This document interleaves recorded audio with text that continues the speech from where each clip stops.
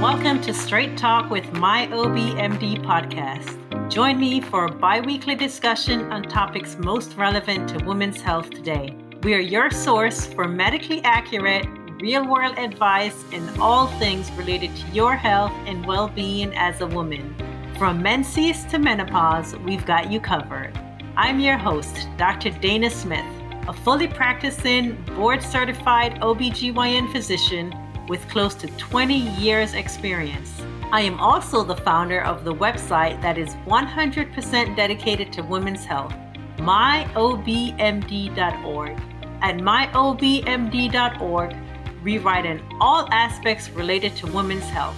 Listen to our podcast, visit our website, subscribe to our newsletter, and follow us on Facebook and Instagram, myobmd.org.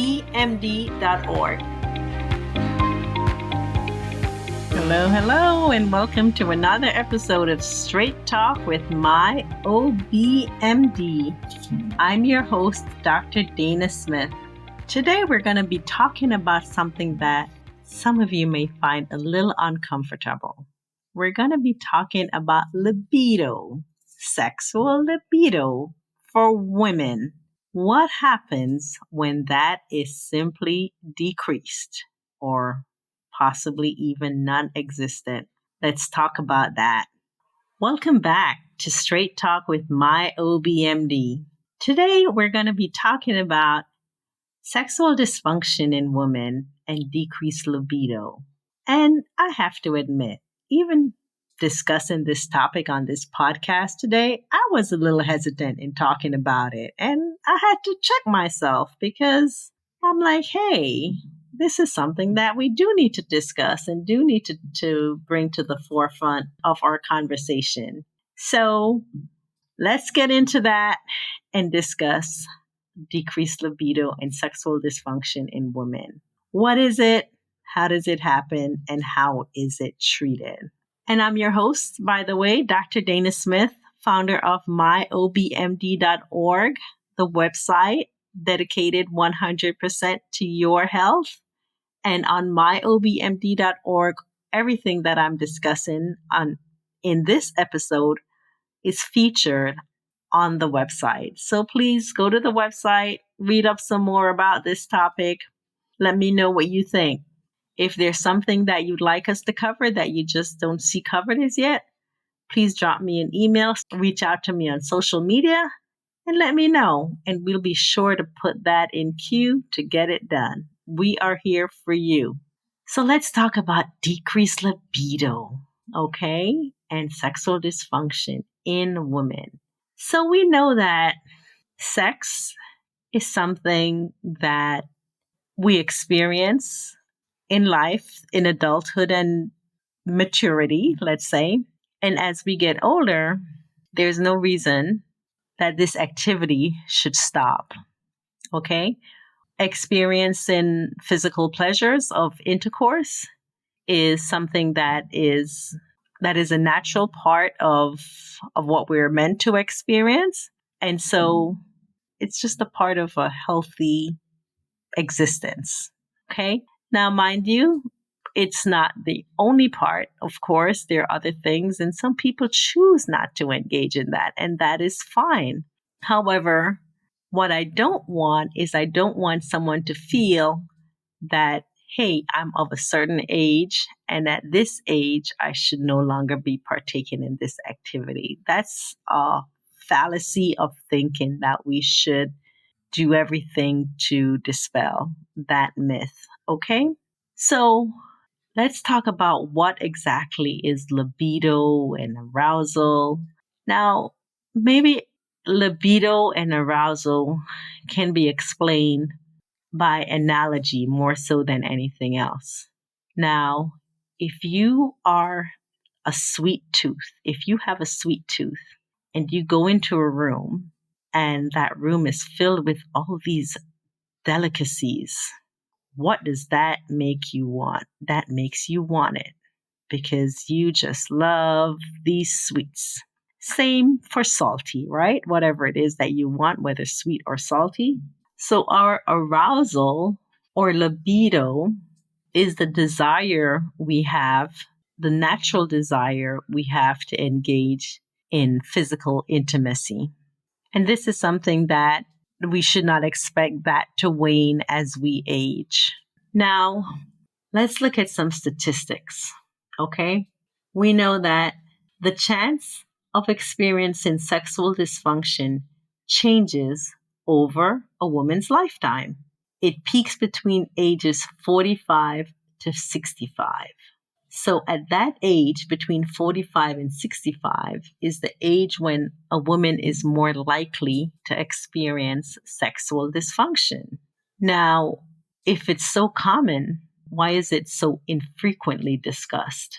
The truth of the matter is, most people are uncomfortable discussing this topic, including your doctor, possibly even you.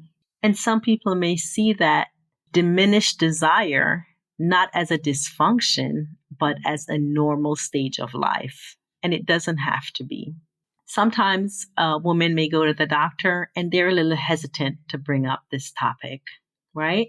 So some reasons that you may be hesitant to bring up the topic of sexual dysfunction at your doctor's visit is you may just feel uneasy about discussing intercourse with your doctor, or your doctor may feel uneasy about discussing intercourse with you. Some doctors may actually avoid discussing this topic with you because they may not have a lot of experience in treating sexual problems and sexual dysfunctions. Your doctor may also be reluctant to bring up this topic because they have a busy schedule, and discussion of libido and sexual dysfunction and intimacy, it does take time. It absolutely does take time. And a 15-minute doctor's appointment may not be conducive to the discussion that's needed to cover this topic adequately. Another reason physicians may be reluctant to bring up this topic with you is that some doctors may simply underestimate how common this problem is. And so they just don't feel it's worthwhile bringing up because they may incorrectly believe that, hey, everyone's fine. If they're not fine, the patient will be the one to let me know, as opposed to me probing and asking these personal, uncomfortable questions. So it's not something that flows naturally during your doctor's appointment by any means. It does not. But despite the reluctance and the clear barriers to discussion of this issue, it still is an important part of your wellness journey. And it is something that should be discussed and should be managed and should be addressed. So let's look at some ways that you can broach this topic with your doctor. So, for instance, you go to see your doctor, you're having a discussion. One of the things that you can say, hey, I'm having some concerns about my sex life. Just throw that out there. I'm having some concerns about my sex life. Another way to broach that topic is you can say, hey, I just do not enjoy sex like I used to. Do you have any advice? So there are several ways that you can segue the conversation towards this topic in a more natural way using some of these phrases that we've discussed. You can also say, I'm just not interested in sex anymore, and I'm not sure what to do about that. Or I'm not satisfied with how often I have sex. What can I do? So let's look at some of the reasons for a drop in libido. Why is it that you see the sweet, but you're no longer have the desire for it? One is that you could have some emotional issues that are just weighing heavily on your thought right now, such that the desire for physical intimacy is just not given a priority. So if you have relationship problems, stress, any negative views towards sex, all of those will affect our libido and our desire for intimacy. A second barrier or a second reason for decreased libido are psychological issues. So if you are suffering from anxiety, depression, or a poor body image, those also can play a role in driving the libido down. And again, you're just not relaxed in your mind to have that appreciation for intimacy because you're now consumed with anxiety or you're now consumed with depression or poor body image. And so those issues would need to be dealt with before you can reignite that passion. The third reason are physical illnesses. So physical illnesses are another source of stress for us, and they can not just cause the psychological stress, but they can cause physical changes within our body that will affect our libido. So, for instance, some neurological diseases can affect how we our desire. Also, premature ovarian failure or early menopause that can affect your desire for intimacy, and organic illnesses such as diabetes and high blood pressure. Those can all play a role in our libido. Some biological factors that may be at play here include, you guessed it, fatigue. You are just too tired. So if you are truly tired and just exhausted, your body needs sleep. Your body will demand sleep and not much of anything else. And so making sure that you are well rested is a part of correcting our libido. Other biological factors includes pregnancy. You just may be physically uncomfortable.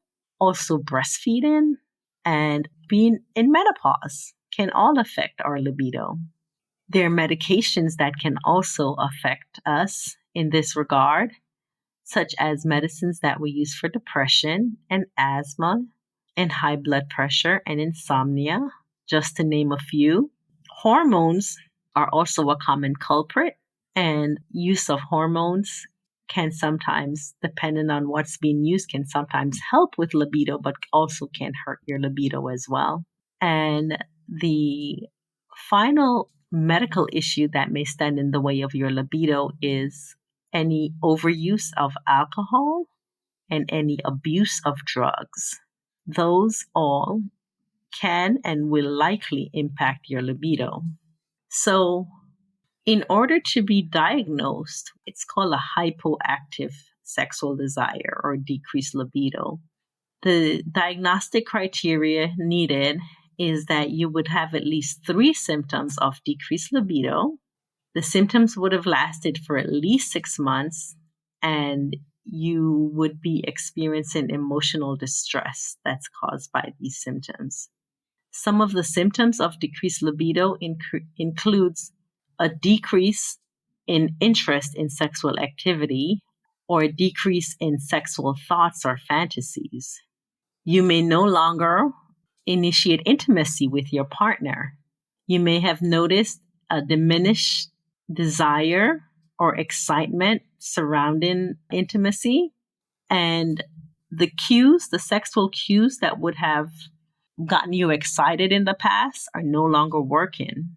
So those are a few of the symptoms of decreased libido. And if you have at least 3 of those for 6 months and they're causing emotional distress, that is really all the criteria you need for a diagnosis of hypoactive sexual disorder, or more commonly called diminished libido. Now, one thing to keep in mind is that having a lowered libido does not mean that you no longer think about sex. You may very well consider sex, but you may consider it in a way as to how to avoid it rather than engage in it. Or you may consider it as a chore, something that you should do to satisfy your partner, and not something that you should do to satisfy you. All of this affects our desire for intimacy. Now let's look at the cycle, the cycle that goes on in creating a healthy sexual function, right? First, you have a thought or a desire. Then there is an arousal that may then be followed by some type of initiation. Then there is a pleasure experience followed by a satisfaction. Any interruption in any of that cycle would create the decreased libido. Now, if that is the case, what should be done? If you find that your decreased desire are due to any of the organic illnesses that we've mentioned, then the treatment would be to address those conditions. So if you're tired, get some rest, take a break, get some alone time with your partner. If you are anxious or depressed, then those would need to be treated as means of just getting to that point where now you can now consider your intimacy is now given some type of priority. If all of those have been addressed and the diminished libido persists, you may very well benefit from counseling or therapy. And this can be in the form of several types of therapy. There are sex therapy that may be offered. There's couples therapy, marriage counseling.